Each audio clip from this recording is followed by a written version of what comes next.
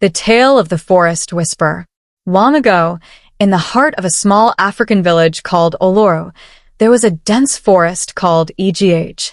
The villagers believed it was enchanted, for anyone who ventured too deep into its shadows rarely returned the same. It was said that the forest was home to the Erelu Igi, the forest whisperer, a mysterious being who could speak to the trees, command animals, and even control the wind. The story begins with a curious 10-year-old boy named Tobi, who is always told by his grandmother, "Never enter the Igi-Aje at night." The forest whisperer does not take kindly to strangers, but Tobi, with his love for adventure, couldn't resist the pull of the unknown. One evening, as the sun dipped behind the horizon, Tobi's pet goat, Timmy, wandered into the forest. The villagers warned him to wait until morning, but Tobi couldn't leave his best friend out there alone. Armed with a lantern and his bravery, Tobi stepped into the forest. At first, it was quiet, save for the rustle of leaves. But soon, strange whispers began to surround him. They seemed to come from nowhere and everywhere at once.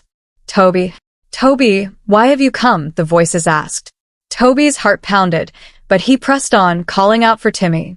Deeper into the forest, Tobi encountered a giant baobab tree with glowing roots.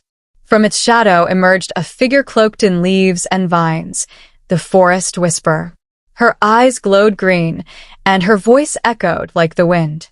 "Why do you trespass, child?" she asked, her tone both calm and chilling. Tobi explained that he was searching for Timmy and meant no harm. The forest whisperer studied him for a moment and then raised her hand. The trees around her swayed, and the animals gathered, owls, snakes, and even a lion.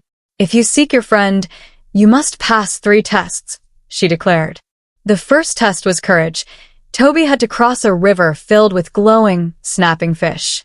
He took a deep breath and used a fallen branch to guide him across the slippery stones. The second test was kindness. Tobi found a trapped bird with a broken wing. Though he was in a hurry, he stopped to mend the wing using leaves and vines. The bird chirped and flew off, a sign that he had passed. The final test was truth. The forest whisperer asked Tobi why he had risked entering her domain. Tobi replied honestly, "Because Timmy is my friend, and I would never leave him behind."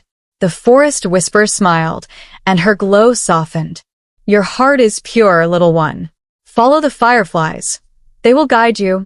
Tobi followed the flickering lights through the forest until he found Timmy munching on grass, safe and sound.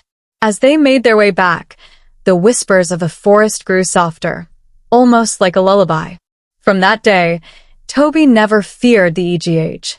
He learned to respect its mysteries and always told others, "The forest is alive. Be kind, be brave, and always tell the truth."